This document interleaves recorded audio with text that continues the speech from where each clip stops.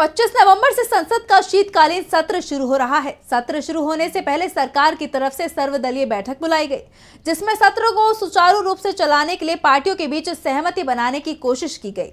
सर्वदलीय बैठक में कांग्रेस और इंडिया गठबंधन में शामिल दूसरे दलों की तरफ से सरकार के सामने कुछ मुद्दे उठाए गए, जिस पर सदन में चर्चा कराने की मांग की गई। ऐसे में इंडिया गठबंधन ने यह भी साफ कर दिया है कि अगर उनकी मांग नहीं मानी जाएगी तो संसद सत्र में टकराव होना तय है। तो क्या है वो मुद्दे जिन पर सदन में चर्चा चाहता है विपक्ष? देखिए इस रिपोर्ट में। 25 नवंबर से संसद का शीतकालीन सत्र शुरू हो रहा है। ये सत्र 20 दिसंबर तक चलेगा। सत्र शुरू होने से पहले सरकार की तरफ से सर्वदलीय बैठक बुलाई गई, जिसकी अध्यक्षता रक्षा मंत्री राजनाथ सिंह ने की। उन्होंने संसद सत्र को शांतिपूर्वक चलाने के लिए विपक्ष का सहयोग मांगा। विपक्ष ने भी सहयोग देने का आश्वासन दिया, लेकिन साथ ही सरकार से सत्र में चर्चा कराए जाने वाले मुद्दे भी गिना दिए। इस सत्र के दौरान विपक्ष सरकार को वक्फ संशोधन विधेयक, मणिपुर हिंसा के मुद्दे पर घेरने की कोशिश करेगा। वहीं उद्योगपति गौतम अडानी पर अमेरिका द्वारा लगाए गए आरोपों को लेकर भी विपक्ष केंद्र पर हमलावर है।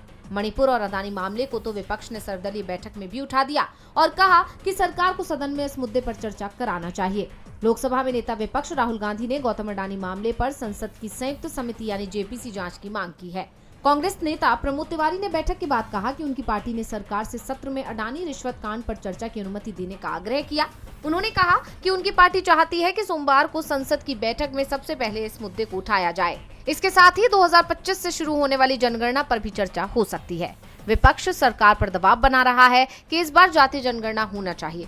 इसके अलावा सत्र में वक्फ संशोधन विधेयक को सरकार पेश कर सकती है। हालांकि जेपीसी में शामिल विपक्षी सांसद रिपोर्ट जमा करने के लिए और समय देने की मांग कर रहे हैं। सर्वदलीय बैठक में 26 नवंबर को संविधान सदन के सेंट्रल हॉल में संविधान अपनाने की 75वीं वर्षगांठ के कार्यक्रम पर भी चर्चा हुई। सरकार ने सत्र में विचार के लिए वक्फ संशोधन विधेयक सहित 16 विधेयक सूचीबद्ध किए हैं।